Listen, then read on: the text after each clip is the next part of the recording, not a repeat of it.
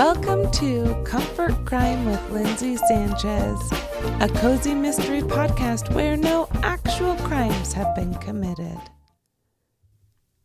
Death at Dogwood Lake is a novella about Georgia Lennox, whose perfect first date turns into a perfect nightmare when she discovers a dead body, and instead of finding romance, she's pulled into a murder investigation where hometown secrets run deeper than the alpine lake where it all started.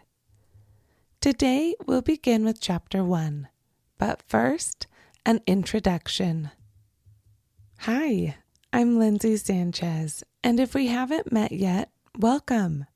I've been writing some form of mystery for about 10 years now, and I have to tell you, I absolutely love it. For me, writing a book is like reading backwards. I know what's going to happen. Usually someone gets murdered, let's be honest, but I'm never quite sure how we'll get there. Every day at my desk is an adventure. That's what keeps me coming back. A little behind the scenes before we get started. A few years ago, I ran a podcast where I talked about writing craft and literature. It was fun, but here's the thing, it was geared towards other writers, and I realized it wasn't bringing me any closer to the people I really wanted to connect with. You, my readers. So I let it go to focus on what matters most, the stories. But the truth is, writing can be lonely. So after I finished my most recent manuscript, I found myself craving connection. And that's when it hit me. The most fun thing I could do would be to write stories directly for your inbox, because as much as I thought stories were what mattered most, it's not. It's how you can connect with people through the stories. A story on its own, it just doesn't mean as much. Beyond this podcast, my favorite way of staying in touch is the newsletter, where I'll share what I'm working on, recommending the books and shows that inspire me, and maybe even spilling some tea about the writing life. Think of it as your weekly dose of comfort. So if you haven't joined yet, the link is in the show notes. And I'm so glad you're here. This is going to be fun. But for now, let's get started.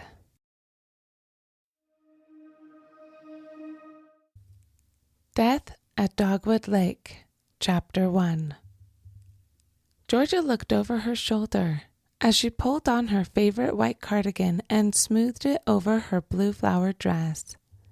The sun was just peeking over the horizon as she tiptoed out the door and onto the front porch. She wiggled her toes while she waited, her sandals giving no protection from the early morning air. She shouldn't have to wait long. Jake should be there any moment. Hopefully, before her parents woke up. Right on time, an old engine rumbled around the corner, and Jake's beat-up brown truck parked in her driveway. Georgia ran down the front steps and hopped in the passenger seat before Jake had time to so much as unbuckle his seatbelt. Someone's a morning person, he smiled, his brown eyes almost black in the dim light. Go, go, go! Georgia couldn't stifle a giggle as she buckled like she was in a race for a county fair. Where's the fire? Jake raised his eyebrows, but put the truck in reverse and backed out obligingly. I'm saving you from an interrogation with Officer Lennox. She said it like it was a joke, but her dad would have actually grilled Jake for a half an hour if she'd let him.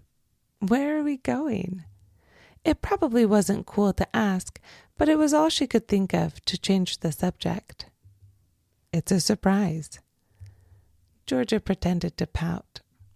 Jake laughed, taking his eyes off the road only long enough to glance in her direction. Come on, Peach. He lightly slugged her arm in a way that made her feel more like one of the bros than his hot end-of-summer date. We've made it this far. I can't ruin it now. Peach? Georgia Peach. Jake stopped at a red light. No one's ever called you that? Georgia shook her head. It's the best nickname ever. Jake shook his head like he couldn't believe what he was hearing. I'm never calling you anything else. He paused. If that's okay with you. I like it. She smiled into his deep, dark eyes. The only way this morning could get better was if he was holding her hand. She let hers rest lightly on the seat next to her thigh, in case he had the same idea. If she were bolder, she might have put it on the seat between them, or even wrapped her hand through his.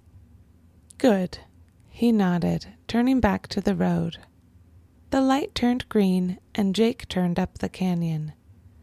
Their little town fell away as aspens and pines towered over them, shrouding the road on every side. Georgia rolled down the window and let the cold, clean mountain air whip her hair around her face and calm her racing heart. They had time. This was just the first date. Her first date, anyway. How many dates have you been on? The question popped out of her mouth before she could stop it. She wished she could take it back the second she said it, but the quick frown Jake tried to hide made it even worse. A few.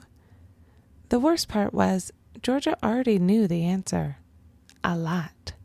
As student body president, Jake Meadows was one of the best-liked kids in their high school, and certainly one of the best-looking.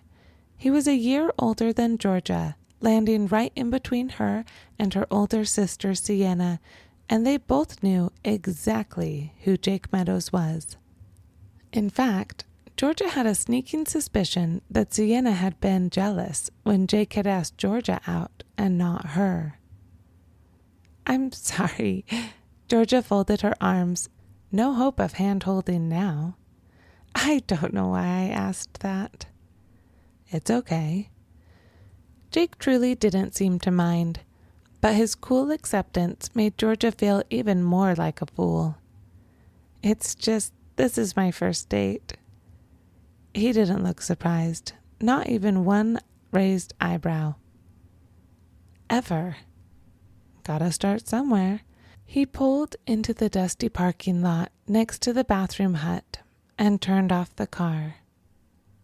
You already knew that? It doesn't matter. Everyone starts with a first date. He opened his door. Wait there. I'll get your door for you. Georgia unbuckled her seatbelt and waited, fuming. There were only two ways Jake could have known about her lack of dating history. One, if he was her secret stalker and secretly knew everything about her, or, more likely, someone had told him. Did Sienna tell you? She asked as soon as he opened the door. He smiled again, that cute little grin, like he was too cool to smile but couldn't quite hold it back. I knew it! Jake looked her up and down and stopped smiling. What? I guess I shouldn't have kept what we were doing such a big surprise. Georgia followed his gaze to her white kitten heel sandals, then over to his sturdy hiking boots. It's okay. He reopened the passenger door. We can do something else. No. Georgia shut the door. These are more comfortable than they look. I'll be fine. I don't want you to get hurt. Jake made to reach for the door again. It's no problem. I have a backup plan. Seriously. Georgia batted his hand away from the handle. I walk in these all the time. This was a lie, but she wasn't going to let 2-inch hills stand between her and her perfect first date. You promise you'll tell me if they hurt? Of course, she lied again. Okay. He pulled a backpack out of the bed of the truck. Officer Lennox wouldn't let me take you out again if I brought you home bruised and bloodied. Your feet I mean. Jake started across the parking lot. Georgia followed him to the mouth of a trail, swatting mosquitoes and regretting everything about her outfit, from her white cardigan and summer floral dress to those darn shoes. Dogwood Lake, 2.4 miles, 445 feet elevation, 1 to 2 hours out and back. Jake read the sign. We'll take it slow. He held out his hand and let her set the pace as they started into the forest. As they rounded the first corner, the trees opened into a clearing covered with the most beautiful wildflowers. Oh my gosh, Georgia whispered, not wanting to break the magic of the quiet mountain morning. I thought you'd like it. Jake squeezed her hand. Are you kidding me? These flowers are taller than I am. Georgia squeezed his hand back. How did you know? Your sister said you like pretty things. I had no idea this place even existed. Georgia reconsidered her murderous thoughts toward Sienna, silently forgiving the other things she'd told Jake. My parents used to bring us here when we were kids. Not anymore? They're busy, he shrugged. Well, thank you. Georgia took in the reds and yellows of the mountain around her. This is the best birthday ever. Happy birthday. That reminds me.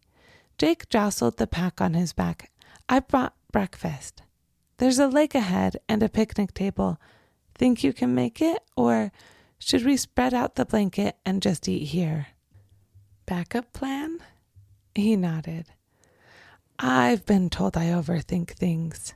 You're perfect. Thanks, but I can make it. I can see your blisters from here. Jake pretended to squint at her feet. No, you can't. The sandal straps had rubbed her toes raw, but you couldn't see that with the shoes on. Okay, just a little further. Jake led the way, still holding her hand and helping her over every rock and tree root in the path. The lake was small and underwhelming after the mountain of flowers. Fallen logs circled the shoreline, a few resting in the lake. Trees closed in on the pond, the rising sun tinging their leaves gold and reflecting deep green across the surface. Jake took off his pack and started setting the lone picnic table with a plastic cloth. Can I help? Not on your birthday. He pulled out 2 individual cartons of chocolate milk. What kind of gentleman would I be? So I'm just supposed to stand here and watch? Georgia ignored his refusal and reached into the bag. Oh, no, you don't. Jake shooed her away. Go skip some rocks or something. Georgia wandered to the edge of the lake, not wanting to admit she didn't know how to skip rocks. A dark shape bobbed at the surface, like the logs around it, but softer. Georgia's skin prickled. Something was in the lake. She took a few steps closer. No, someone. The unmoving mass wedged between the logs was a body.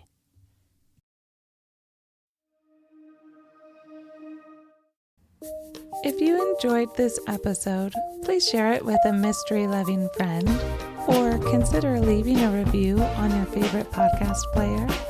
Most of all, thank you so much for being here today. I loved it, and I'm already excited for next week.